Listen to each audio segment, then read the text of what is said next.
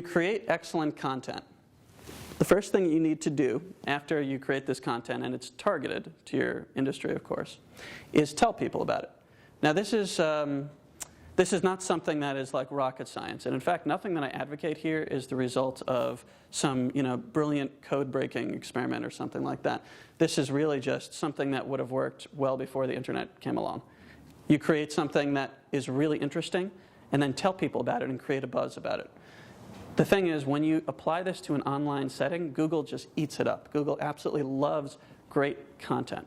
Now, that sounds a little bit like, how could Google algorithmically understand what's good content and what's bad content? They've been working on that since really they started, and especially since a lot of the spamming started to occur in 2003, 2004, 2005.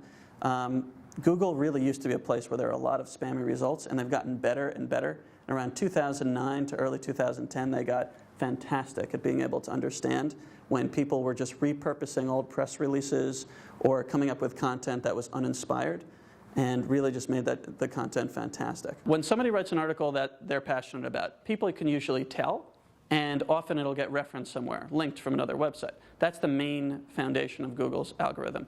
So when you get a link, that's like a vote in an election. It's saying this is good content. Even if you're linking to something that you absolutely hate it, Google considers it interesting enough just because it was linked to. It's sort of an editorial vote, that's the way the founders looked at it. And what happens is your website starts showing up for what's known as long tail keywords.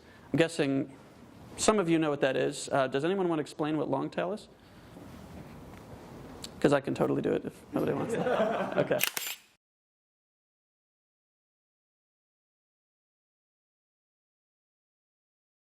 For instance, like with Neil's company, financial planning software is probably a huge keyword.